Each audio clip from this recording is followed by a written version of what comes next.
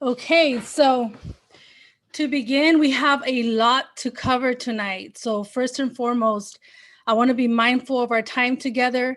I know last week I was doing the questions at the end, but honestly, there's so much to cover tonight. So I'm going to get into one of the options that I came up with. So I hope that that works for you.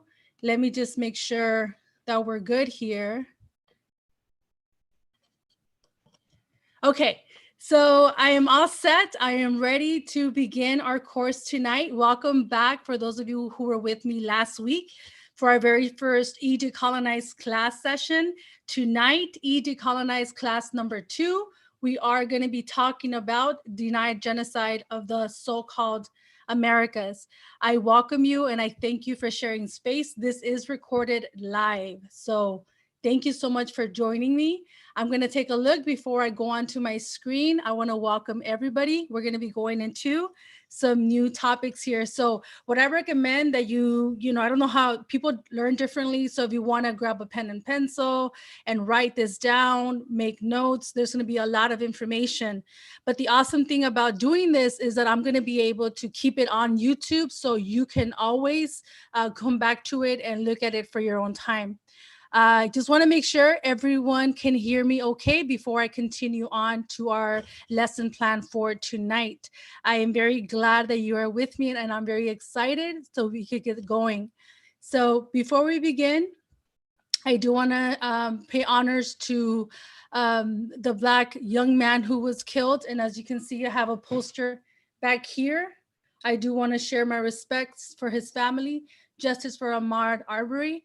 Let's hope that he gets justice, and I want to dedicate this time for that. So if all of us can support and be in solidarity with Black Lives Matter and with that, because we need justice for Ahmaud Arbery.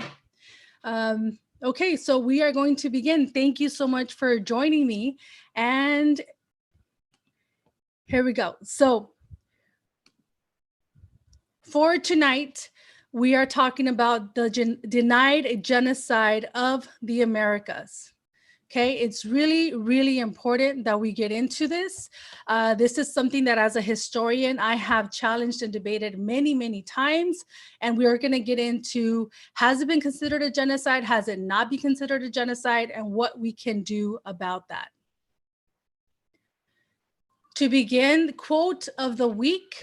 The quote of the week is by Michel Rolfe Trujillo. He's a Haitian, he's already passed. Michel Rolfe Trujillo was a Haitian anthropologist and social critic.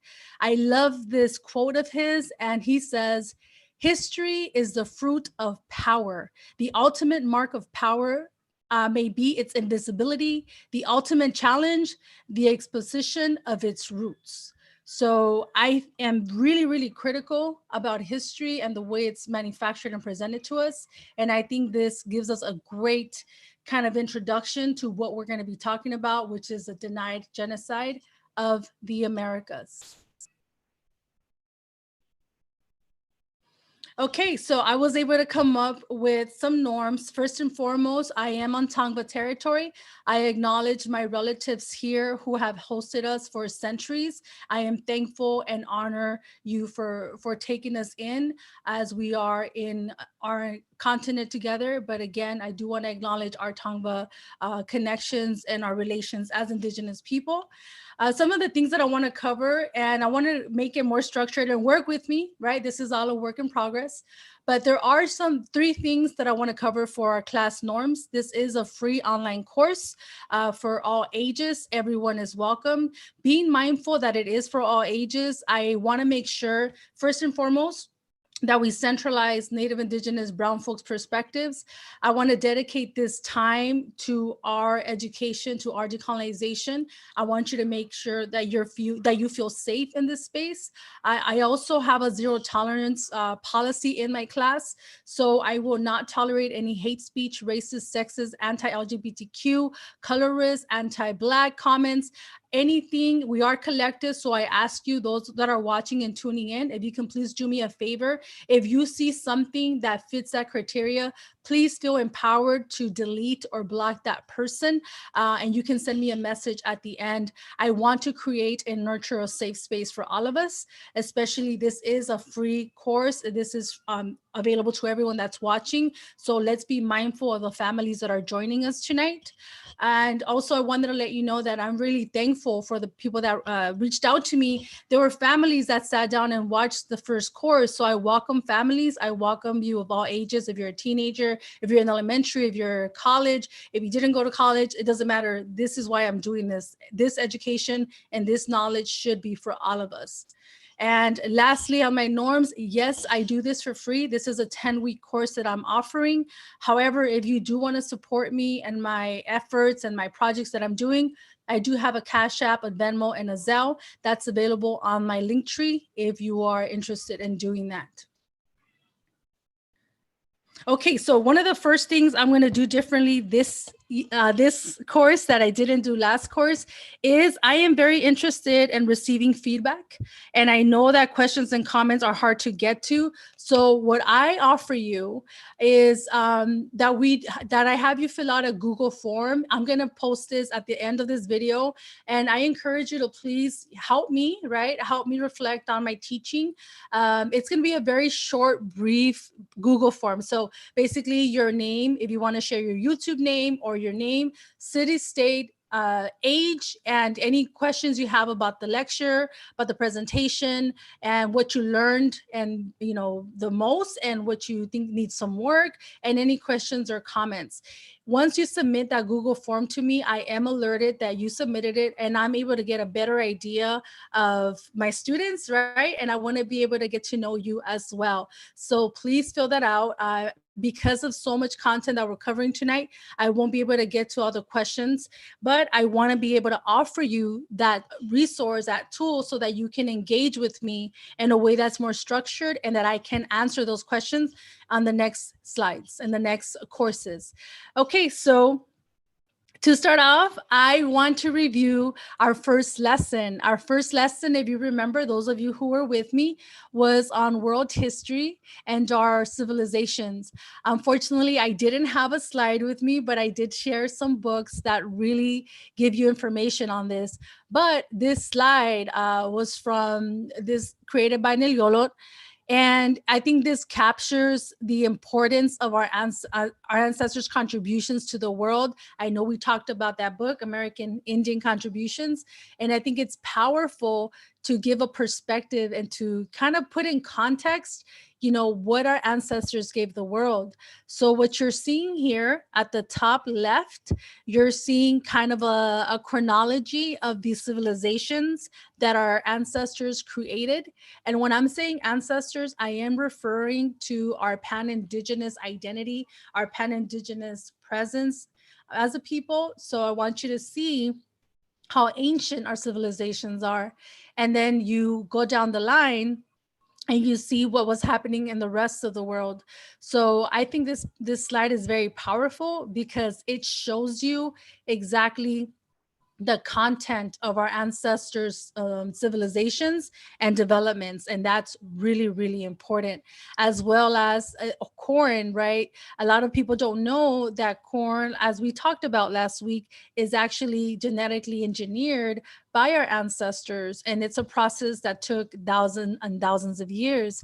The earliest root of corn is Teocintli or Teocinte. It's 9,000 years old. That's the oldest relative they found of corn. So I just wanted to give you a review so you can kind of have a better idea. Like I said, we all learn differently. I myself am a visual learner. So when I see this information, it connects better with me. So I hope that slide helps to contextualize that information. Okay, and to begin, I know it's going to be, I want to prepare you mentally for what we're going to unpack tonight. It's going to be really, really heavy. I understand a lot of people, we have different, we're at different levels of our knowledge of our history. A lot of us don't know much of the genocide. Some of us do. And I want to be able to dedicate this entire hour to unpacking the importance of understanding our history, our experience as Indigenous people, and the process of genocide. So, to begin, I want to read part of a poem that's called Broken Spears. It's also been retranslated. Some linguists have argued that it actually meant, and the title is Broken Bones. However, this was written in, they debate whether it's 1523 or 1528. It's an anonymous indigenous writer who wrote this. And what I want to also challenge us is not to assume that all the writings that we come across were written by by men, or male Mexica, male Tlatelolca, male Tlaxcalteca. It's important to understand that there were also women that were writing and women scribes. So I invite you to look at that closely and to imagine this coming from either a male or female. I think it's important to kind of decolonize the way we assume that knowledge was preserved or written. So this poem, it's an excerpt, and it's called Broken Spears, Broken Bones. And all of these misfortunes befell us. We saw them and wondered at them, and we suffered this. Broken spears lie in the roads. We have torn our hair in our grief. The houses are roofless now, and their walls are red with blood. Worms are swarming in the streets and plazas, and the walk are splattered with gore. The water has turned red as if it were dyed, and when we drink it, it has the taste of brine. We have pounded our hands in despair against the adobe walls.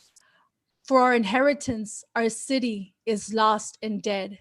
The shields of warriors were its defense, but they could not save it. So this is actually taken from, if you want to look at the primary source, you'll see that on the bottom left, from the Analysis of Tlatelolco. It is a codex manuscript, that was in the Nahuatl language. And it's really important to dig deeper into our history and also look at the different translations offered for these primary sources. So this is a poem written about the destruction of Mexico Tenochtitlan. And I think it's appropriate when we're going to discuss the genocide of all of our people from the Western Hemisphere. At the end of tonight's course, I want you to be able to answer these questions. Where does the term genocide come from? How does our experience as Indigenous people fit the definition? And lastly, what are some ways that genocide continues? This is really important. And what I'm going to be showing you tonight and sharing with you, it's the research that I've done in the 23 years. Some of this research I came across on my own. Some of it I learned in college. Some of it I learned through elders. Some of it I've learned through my through friends and relatives. So what I am sharing with you tonight it's kind of like the product of all that combined. And these are the conclusions that I'm bringing forward and I'm sharing, which really highlight the importance of why we should be talking about this and knowing this. Some of the sources that we're going to be covering, and I know there's a lot, and I want to shout out to my brother Cuitlawak from speaknahuatl.com. He has been generous enough to find most of these books in PDF format, and I'm going to be attaching that PDF link to the video so that way you can kind of keep a list of the books that I recommend in our course. And it's really important that it's accessible and that it's free and it's in PDF format. So look forward to that. At the end of this video, I will attach it to the video description. So yes, most of these videos are most of these books are available through PDF. So it's really, really important that you get access to that. First and foremost, American Holocaust, The Conquest of the New World by David E. Stannard.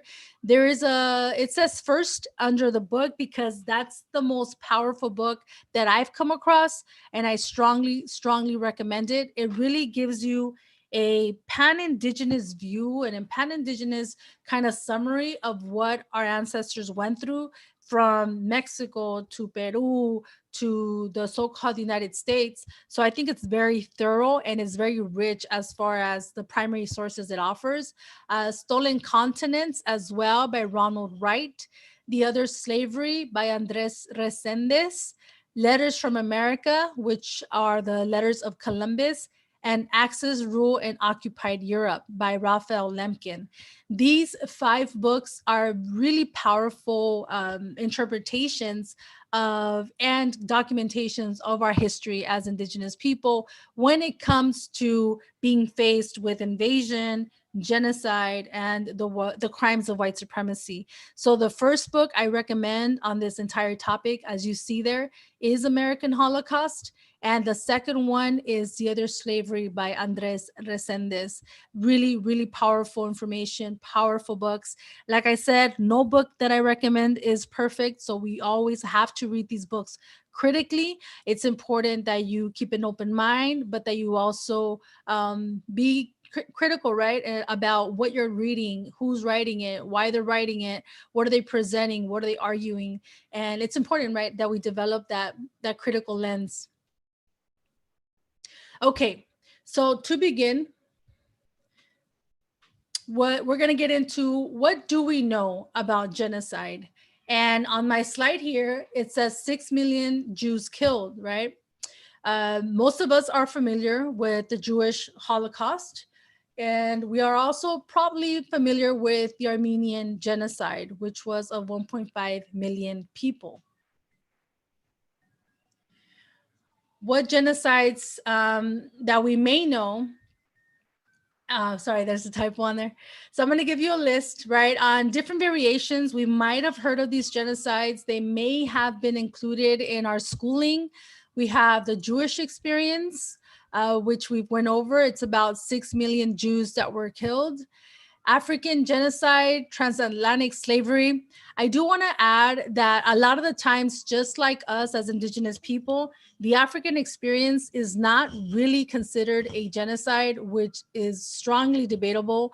And it's still debated by people. I don't understand why. It's the same sentiment. It's the same atrocity that happened. But a lot of the times they try to euphemize the African genocide by calling it simply just slavery. And so slavery doesn't unpack all the millions of deaths that happened to African peoples. So that is still something that, yes, we may understand, about African enslaved peoples, but there's still so much more to unpack. And like I said, some of us may be familiar with the Armenian genocide, which took place in 1915. About 1.5 million Armenians were killed. And Rwandan genocide, that's the most recent or newest one that people are covering, that academics are looking at, historians are looking at, that actually happened in 1994. These are some of the genocides that you may be aware of, you may have learned in school. And I just wanted to share, right? When did I first hear the term genocide? I was in the 8th grade. For those of you who don't know, I attended Gage Middle School in Huntington Park. And I had no idea, right? I didn't know who I was. I didn't know my history, but I was into punk rock and anti-racism, and I was involved with that, but I didn't know my history, right? And so they took us to the Museum of Tolerance, which is located in West LA, and it's powerful. If you have not been there, I suggest that you go. I suggest you take your family. It's a very, very crucial experience, right? And they actually have replicas of the gas chambers. They have replicas of how Jewish people and other people that were exterminated by the Holocaust, how they were treated, placed, and type of the different policies and the different, legal systems and documents that came out of that experience. So I think it's really important to understand that. But it also begs the question, right? When are we going to have a museum of remembrance for our ancestors that were killed? When are we going to be able to offer our youth, especially, our Indigenous youth, Black and Brown youth, museums like this that really unpack the experience of what it meant to be an indigenous person in 1492, an indigenous person in 1692, 1792, 1992. So there's a lot to be done when it comes to our indigenous experience through the system of genocide. But I wanted to share that and maybe ask you if you can share your perspectives and your own involvement or awareness of genocide. How old were you? What school did you go to? How did you learn it? So it's interesting, right? How history chooses to tell some stories and not others. Okay, so now we get to the actual history of the concept of genocide. So as you can imagine, I've been trying to learn this history, right? Because it's never ending.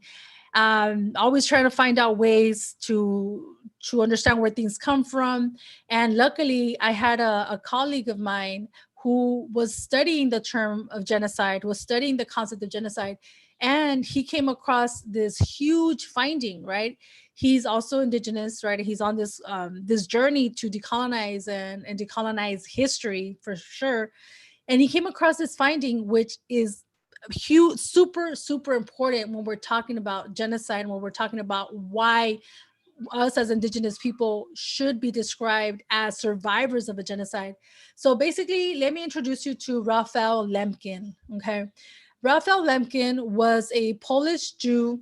He was a lawyer who actually was, yeah, this is at the beginning points of finding out about the Jewish, extermination. He, at this point, he didn't understand the statistics of the Jewish Holocaust. He didn't understand how many millions of there, but he knew that there was something to be done to incriminate and to make this a punishable act, right? When it's done against a group of people. And so he formed the word genocide by combining geno from the Greek word for race or tribe with side, derived from the Latin word for killing. And on December 9, 1948, the United Nations approved the Convention on the Prevention and Punishment of the Crimes of Genocide. This convention establishes genocide as an international crime which signatory nations that undertake to prevent and punish. So this is huge. This is historical. And the most important aspect of this is how, right? How did he come to this point? How did he make his arguments? This is where it connects us to our people. Okay, this is huge. This is super important. Okay. So as Raphael Lemkin is studying world history, right, he's coming across the cases of how indigenous people were being treated by the Spanish, by other Europeans. So in this, I'm going to read just the first few lines. In his essay, quote, Spanish Treatment of South American Indians, end quote, Lemkin drew from particular observations of Las Casas and successfully evokes, quote, methods of genocide, physical, end quote, which include massacre, slavery, and deprivation of livelihood. Family life was disregarded. Bread made of root meal was often the only food. When the slaves fell sick, they were left to die or best sent home. The treatment of indigenous women constituted an aspect of biological genocide, the death of the race.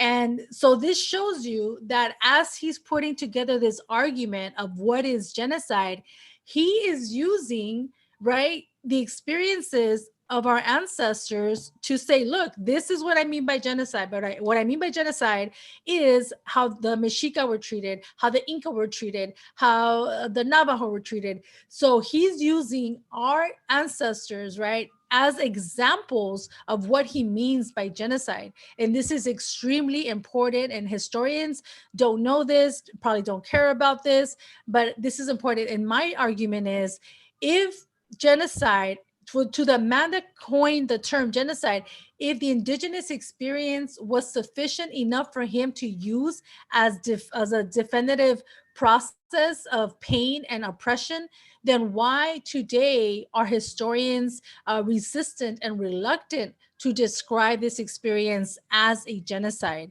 That is how we have to challenge these systems and these notions that really try to belittle the experience of our ancestors, and I'm talking about all indigenous people. So in his book, it's the Axis Rule in Occupied Europe.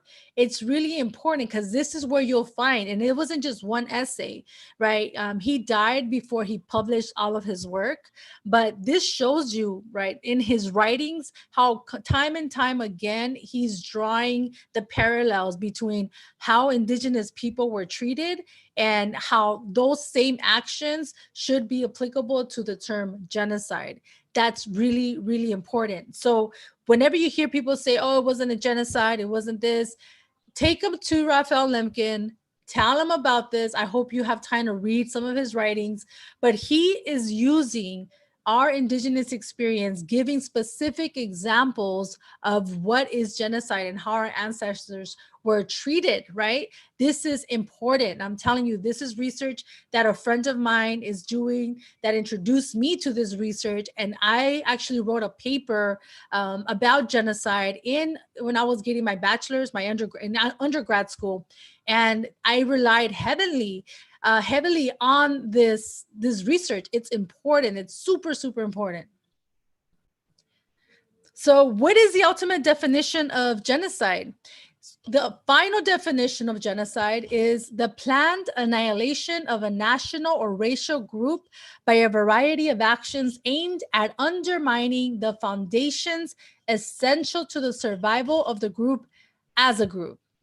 Okay, so what this is looking at, you're looking at, it's not just killing, right? He's not just saying the extermination of the physical existence of a group, but he's saying the variety of actions aimed at undermining the foundations essential to the survival of the group as a group. So the actual essential foundations, that could be our resources, our natural resources, our material wealth, our culture, our language. There's so much, that goes into what is genocide. And I think it's important for us to kind of take a step back and look at the full definitions.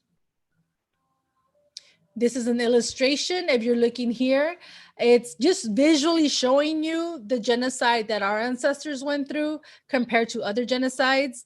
And this is not to belittle or dilute other people's experiences with genocide, but this is to show you a call of action, why it's so important that we know this history, because it's not being given its proper term. It's not being given its proper place in the telling of indigenous people history. So I pose a question: why do we know about other genocides but not our own? Right? It's more than just they don't want us to know. It's more than just it's a white supremacist, education system. There's more to that.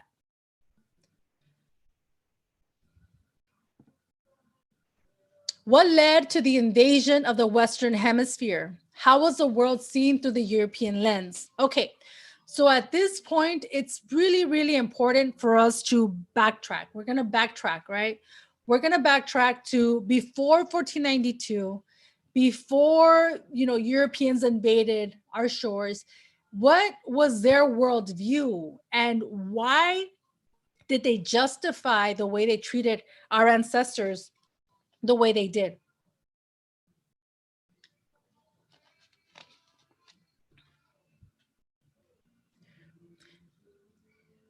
Before October 12, 1492, how did Europeans politically and morally justify invasions? I don't want to get too much into European history, but I do want to let you know that what was happening at this time is that Spain, and what is known as Spain, and Portugal, they were in battle with each other, right? There was a battle among them.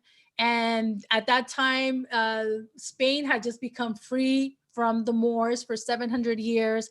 They're trying to establish themselves as Spain in 1492. They're trying to fight against Portugal. They want to take over as much land as possible. They want to Christianize the world because they're competing with the Muslim world. And so their view of the world is, we're looking for people to Christianize. We want to get there before the Muslims do. This is their history, right? And I can dedicate a whole course to that. But I want you to understand how our ancestors were perceived in that European mind.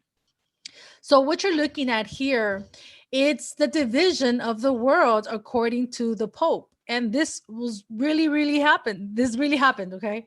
So what happened was, because Spain and Portugal were at war with each other, they went to the Pope, which is the ultimate power of at that time, right? And so the Pope said, okay, well, I'm going to divide up the world, whatever's out there. Let me just tell you how we're going to break it down. You have different dotted lines that divided who can conquer, right? Conquer what territories. So in the Tordesillas Treaty of 1494, it delineates from who can conquer that land, and the Zaragoza Treaty delineates who can conquer the other part.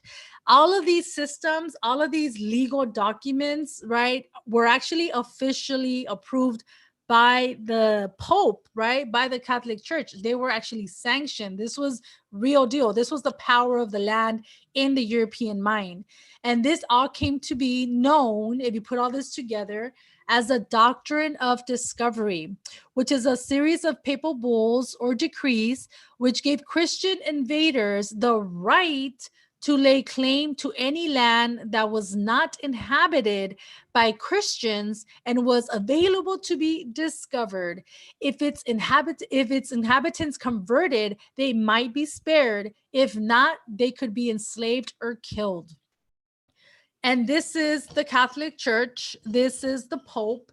And at this point, you have to understand that's whom they needed for legality, for morality. They were using these tools, right, of religion and of the Pope and these decrees to kind of give themselves this moral and ethical plight and feeling to fuel their greed and fuel the way that they viewed our world. So to them, we were just, potential Christians who had to be saved before the Muslims got to us. And this is all documented.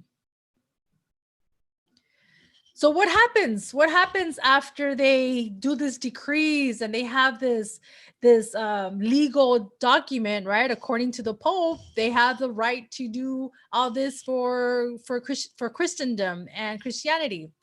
Well, there's a particular form that I want to discuss tonight called the requerimiento. The requerimiento was a declaration written by the Spanish crown that immediately demanded surrender and submission to the church and threatened, quote, mischief and harm if indigenous people opposed it.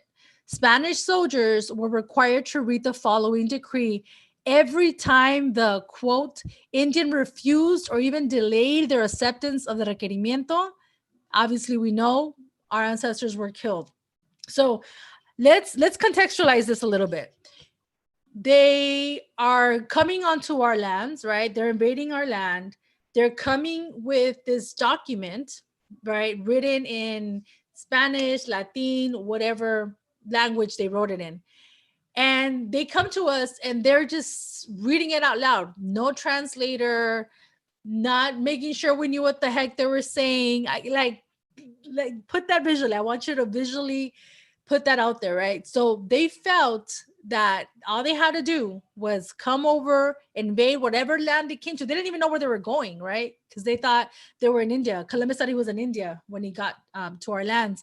And so let me read you the requerimiento. And again, this is a translation.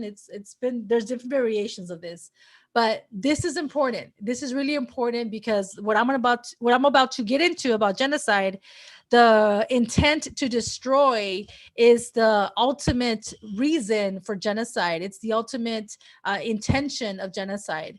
And I argue, as I argued in my undergrad paper, that this is stating that they want to intend to destroy our ancestors. The requerimiento goes, if you do not acknowledge the church as the superior of the whole world and the king and queen, our lords, I certify to you that we shall powerfully enter into your country and shall make war against you. We shall take you and your wives and your children and shall make slaves of them, and as such shall sell and dispose of them as we may command. And we shall take away your goods, and shall do you all the mischief and damage that we can. And we protest that the deaths and losses which shall accrue from this are your fault, not ours. Wow. So this is important. This is really important. The logic of invasion, the logic of killing people that don't know what the heck you're saying, don't know who you are, probably don't care who you are. All of a sudden, you come over to this land and you are expecting this mighty absolute power, right? To for them to submit, immediately to you, because if not, our ancestors are going to be killed. So this is important. This is the legal aspect of genocide, the legal aspect of how they viewed our ancestors and the different means that they used to justify their actions. So we charge genocide. This is really important. As an Indigenous person, as a lot of us, people of color, we have the right to charge genocide. Genocide is under different subcategories, which we're going to get into in detail tonight. We have first, A, genocide uncovers killing members of the group. B, causing serious bodily or mental harm to members of the group. C, deliberately inflicting on the group conditions of life calculated to bring about its physical destruction in whole or in part. D, imposing measures intended to prevent births within the group. And E, forcibly transferring children of the group to another group. So, under the definition of genocide, these are the 5 subcategories that must be met in order for the actual political action, the repression, the assault of a group of people, for it to be considered genocide. These are the 5 things that it can manifest itself in, and letting you know that it's multifaceted. It's not just the physical killing of people, which is part of genocide, but that's just the beginning. So, like we get into, genocide means any of the following: acts to intend to destroy in part or in whole or in part a national, ethnic, or racial religious group. So let's go over A. A means killing members of the group. What I'm showing you here are excerpts taken from someone who drew the descriptions based on Bartolomé de las Casas' summary of what he was seeing when he came here to our lands. So what was happening, we're looking at the physical destruction of our people. It was a complete violence. It was burning people alive. If you actually look at the bottom right image where the man is grabbing the child by the legs, we see people being burnt alive, right? And at this time, these are images that you can also find in American Holocaust, and they'll tell you the detailed description of what was happening. So, for example, in that image, supposedly was to honor the 12 apostles. So they would hang 12 people on each side or so to commemorate the Christendom and their conversion. So that's part of genocide, right? The completely chopping off of limbs. But very importantly, if you look on the left side, I am providing you with an image that says Europe's spit, intentional use of biological warfare, smallpox as a weapon of mass destruction. Now, this is the intervention that many people are doing, and I add myself to this group. Because this group of thinkers, right, that are proposing this, because it's true. We have been taught that smallpox was an accidental disease. They didn't know what was happening. It just spread like wildfire, fire, and it just happened, right? That they had no intention. They did not know what was happening. Indigenous people were just dying left and right. and they're just like, we don't know, like, I don't buy it, right? And many historians don't buy it. Let's get into why we don't buy that, and let's get into the examples of why, smallpox was intentionally used. This does fit the criteria of biological warfare. So let's unpack that a little bit more. My argument is the following. Smallpox, biological warfare, germs of genocide. So let me get into something really important, right? A long time ago, a historian, a professor of mine, told me, you don't act differently outside your house than you do inside your house, right? Like that's just who you are. There's certain characteristics. So I'm taking that and I'm applying that to European knowledge of biological warfare. My argument is that and this is based on historical data, Europeans, right? They used biological warfare against each other in Europe, right? We have three main examples, and these examples are actually documented from government websites connected to the CDC. So let me introduce you, right? I don't accept that Europeans, when they invaded our lands and that they saw how our people were dying because of smallpox and other diseases, I don't buy that they were like, oh wow, people are dying. All these indigenous people that we don't care about are just dying miraculously. Wow, like awesome. Let's take the land. I don't buy that, not one bit. And this is why. If you look at my slide here, I'm giving you three examples of how biological warfare was used prior to the invasion of our continent. So as early as 1155, okay, they've been doing this for centuries before they did it to our people here on the Western Hemisphere. Emperor Barbarossa poisons water wells with human bodies in Tortona, Italy. The Mongols catapult bodies of plague victims over the city walls of Kaffa in the Crimean Peninsula in 1346. And lastly, in 1495, quite close, right, to the voyage of Columbus, the Spanish mix wine with blood of leprosy patients to sell to their French foes. That happens in Naples, Italy.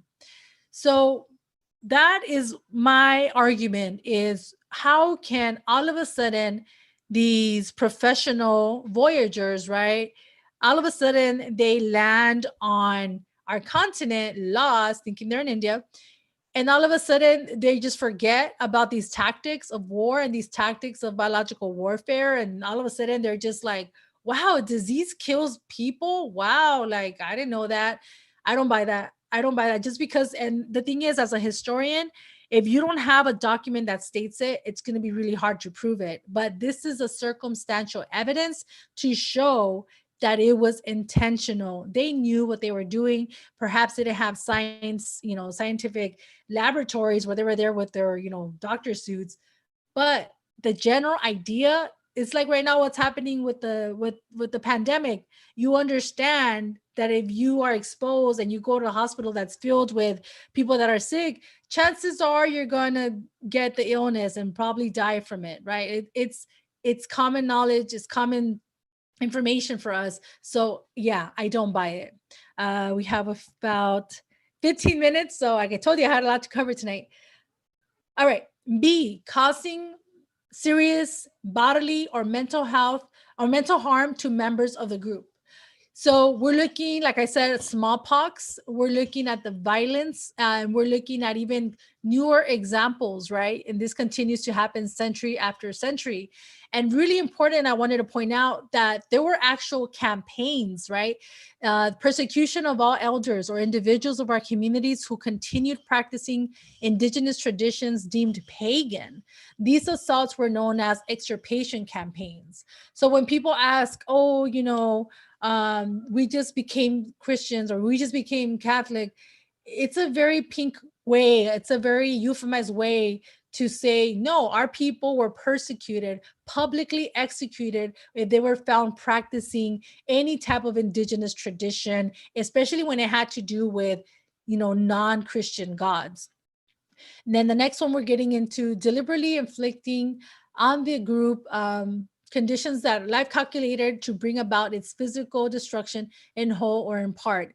So as you can see, many of these images you've probably already seen. A lot of this comes from the paintings of Diego Rivera, but we're looking at slavery, the enslavement of indigenous people.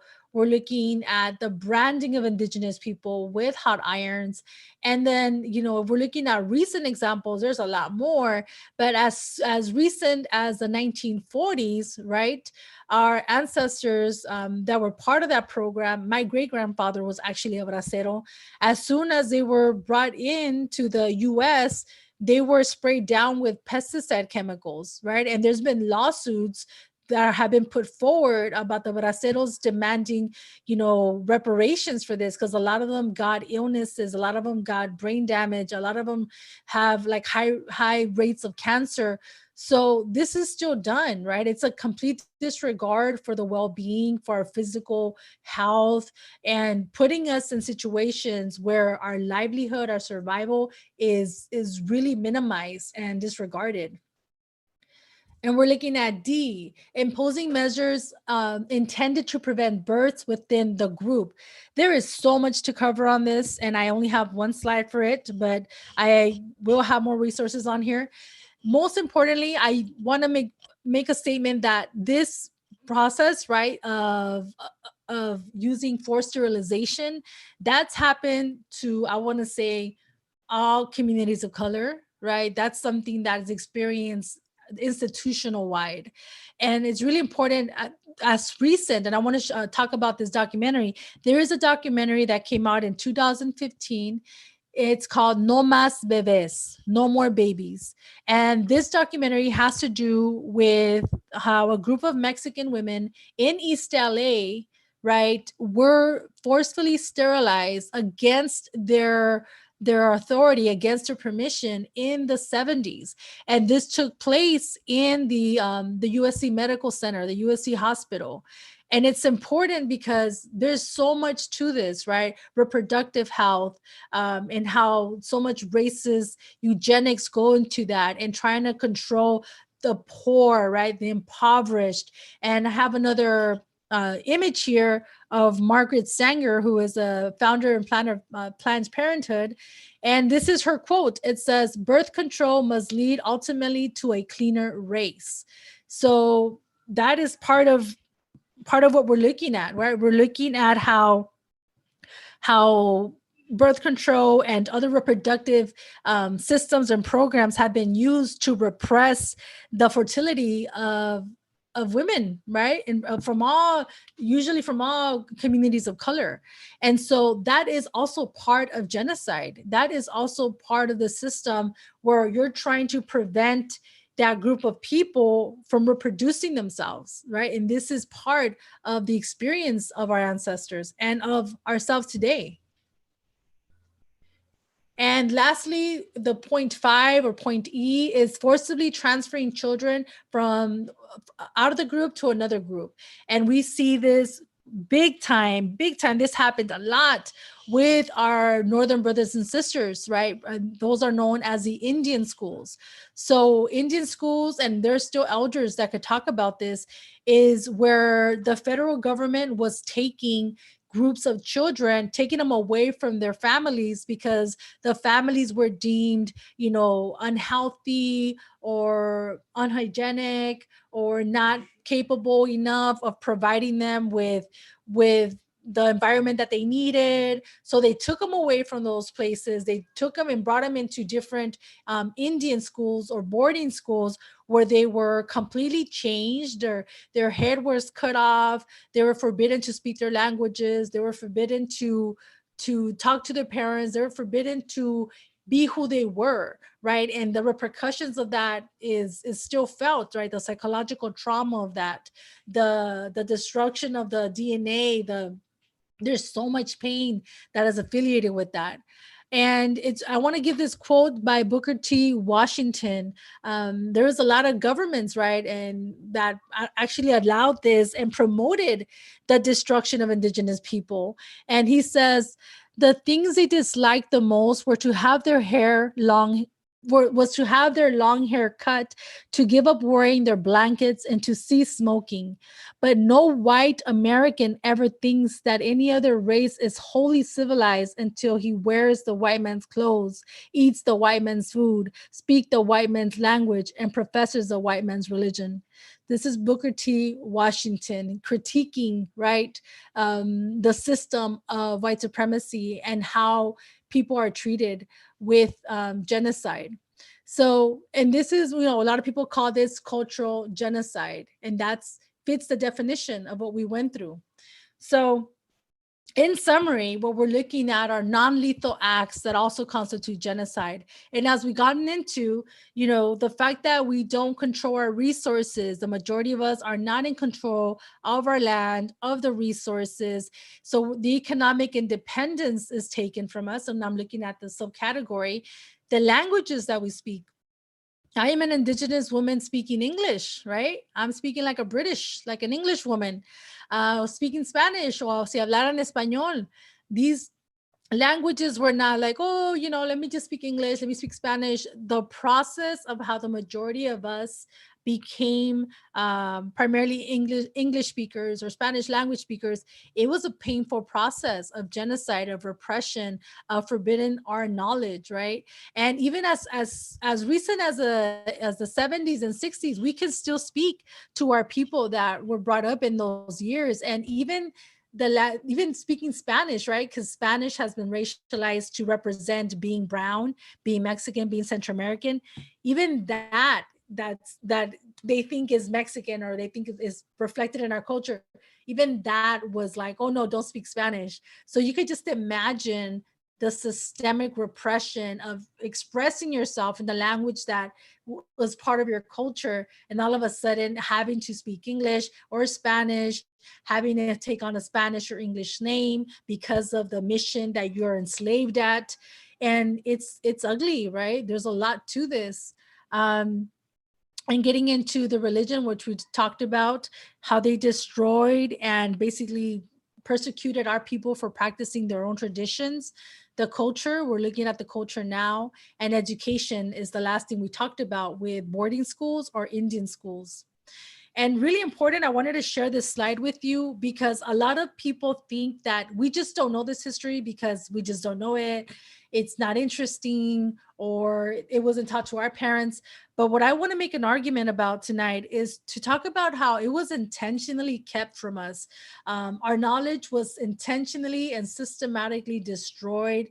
A lot of it was. There's still some of our knowledge that has survived, thank goodness, but the majority of the written of the way that our ancestors documented the sciences and culture, they persecuted, they went town by town by town to destroy, to burn. I mean, we're talking about, you know, the tactics of the Spanish Inquisition, taking that over to the indigenous populations. So what I wanted to share with you was an actual law that I came across when I was doing my paper on genocide. And this is so important because we understand that recently, you know, Texas, Arizona, and other states have forbid books that talk about the truth of the United States history or indigenous people of the world, right? That's happening today. They're still, you know, criminalizing truth tellers and any knowledge that goes against the white supremacist narrative of history.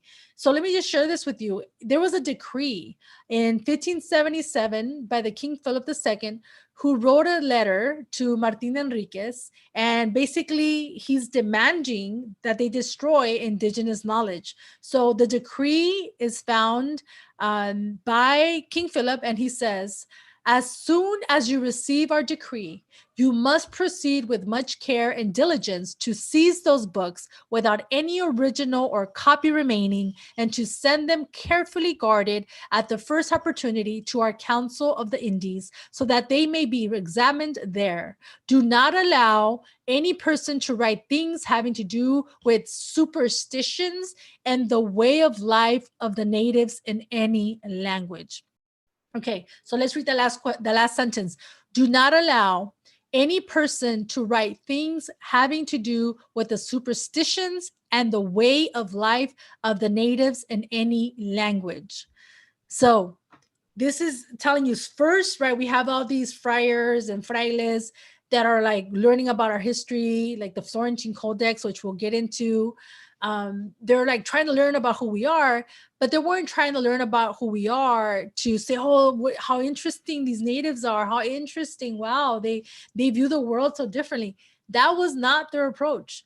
Their approach was, we need to learn about them. So if they're practicing their traditions or they're worshiping their gods, we'll be able to pinpoint it. We'll be able to point it out and, put an end to it.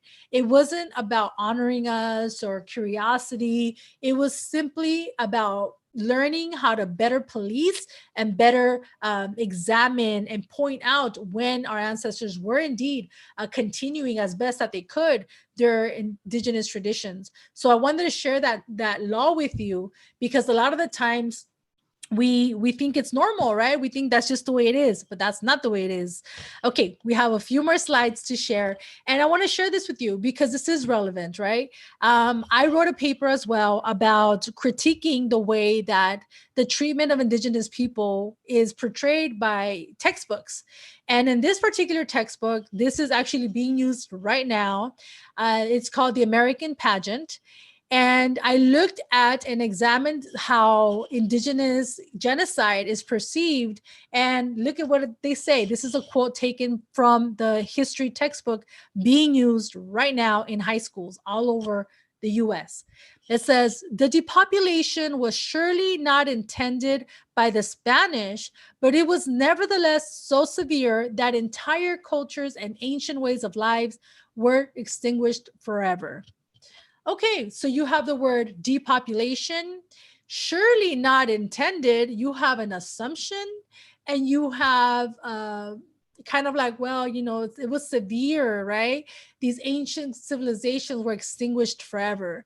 So this is the tone that we're getting in high school, right? This is the way indigenous people experience is watered down.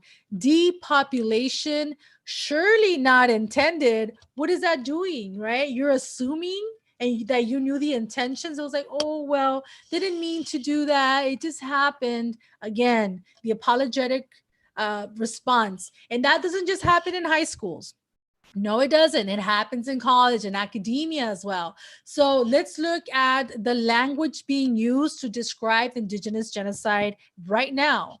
Who says our genocide continues to be minimalized and belittled by academia. Look at, it's important to look at the power of language and how our genocide is described by historians and other academics. How is our genocide being denied now? Let us take a critical lens. Let us apply a critical lens when reading the following two titles. What is the message found in the titles? Okay, so let's look at the first one. Beyond Germs, Native Depopulation in North America. Okay. The second title, Indian Population Decline. Okay. So even if these books offer great statistics, even if they make great arguments, the fact is that they are watering down, belittling the impact of genocide, the fact that we actually went through a genocide, and they're applying these terms like depopulation, the population declined. So these terms are used intentionally because they don't associate the actions, the pain, what happened to indigenous folks with an accountable party, right? When you say that person died, they died, right? It's different than when you say that person was killed, right? So that's what's happening here. The indigenous depopulation was depopulation. We just declined, right? We just, oh, we're dying. Like, no, it was an intentional killing, murder, assault, extermination of our ancestors. So we have to challenge, and I challenge historians to be more truthful in their telling. Yes, they want to maintain and they want to be mindful of white fragility and Eurocentricity, but it's been 500 years. We cannot keep upholding these sentiments of watering down the indigenous experience. Till finally, right, there are historians finally that are speaking out, but they're few and in between. I wish, I hope, and I'm hoping that more historians, more authors, more people start calling it for what it is. And that is what happened in 1992 when David E. Stannard published the book American Holocaust. This is from his book, and it's a quote that says, "The destruction of the Indians of the Americas was far and away the most massive act of genocide in the history of the world." This is extremely important. The very first time a historian is calling it like it is, okay? Be mindful, it is 8 o'clock. I'm gonna just give it a few more minutes. So I have about 2 more slides to go through. Now, this slide, I created this about 3 years ago because I wanted to visually explain what I meant with survivals, right? The survival of our people, how we descend from indigenous people.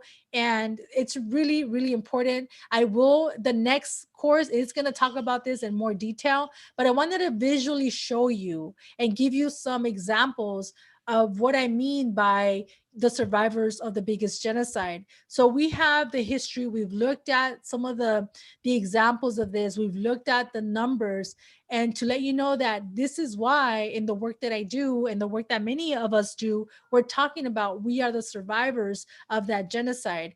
We survived in different aspects of who we are, in different shades of brownness and different practices. Some have lost complete tradition, complete connection to their cities and to their nations. Some are connected. It's still there. We are still here. We're not, part of an ancient museum and we're gone. We're still here.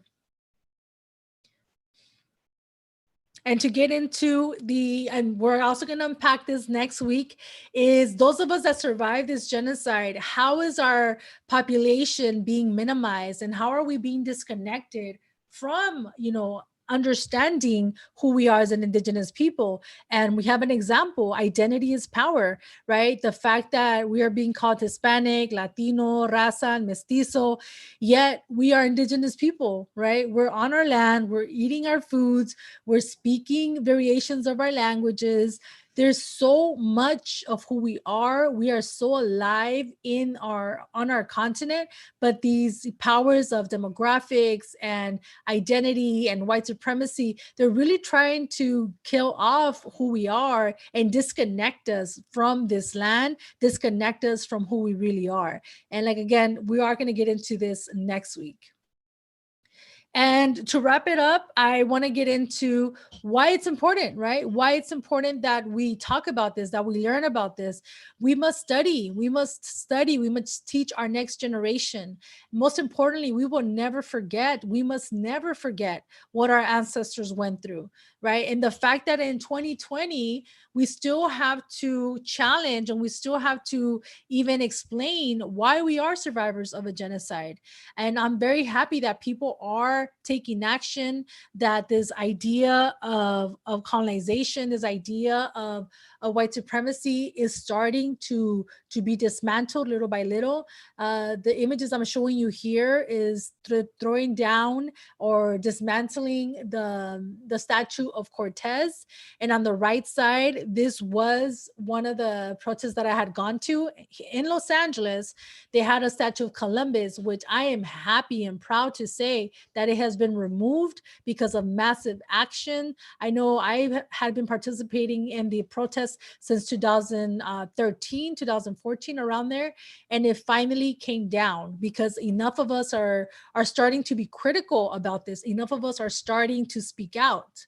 And to end for tonight, I want to thank you. I know that was a lot to get to. We're going over our time a little bit, but I want to invite you to what's happening next, right? I want to invite you to please subscribe to my channel. I have videos. I do this every Friday, but I also sometimes post blogs or anything that I feel needs to be said that I want to express on YouTube. I will do that. So I invite you to subscribe to this channel, Follow me on Instagram, Facebook, on YouTube. And I use all these platforms because I've experienced censorship very recently with Instagram, where I was banned from making comments or writing captions. So it's important that I continue to share my work on all platforms.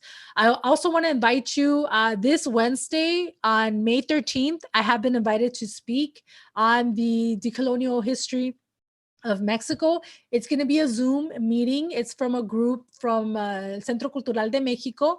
It's a grupo de historia. It takes place every Wednesday through Zoom at 7 p.m. I'm sharing with you the meeting ID and password.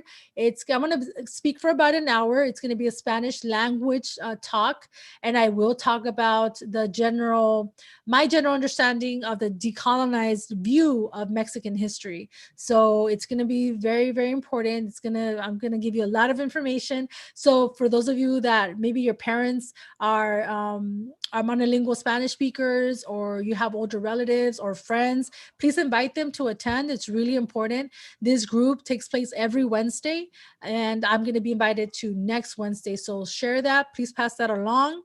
And lastly, I want to let you know that I do have a Google form that I would love for you to fill out. I'm always looking for ways to improve my teaching, right? I am qualified to teach. I've completed an internship. I went through these trainings, but this is the first time that I am doing this, and I'm actually offering this because I am a professor. I am a teacher. I don't believe that this knowledge should be kept only in academia. I believe that all of us have the right to know this, and I want to be able to facilitate, and I want to be able to bring this to you, to everyone, to all ages. So I'm really, really excited that you joined me tonight. Please fill out the Google form. It's a good way for me to get to know you. It's a good way for me to get feedback and also know what you liked best about the course, what you think needs help, or any questions or concerns that you may have. I will hope to address them on our next course. So with that, thank you so much for joining me. I'm really excited that you're here with me. And sorry, I'm getting my pointer here. But thank you. Thank you very much for joining me. I'm really excited. And with that, we will call it a night. Thank you so much. Until next Friday, 7 p.m., but also I'm presenting on Wednesday, May 13 at Centro Cultural de Mexico through Zoom. So please feel free to join me there. So until next time, thank you very much. Have a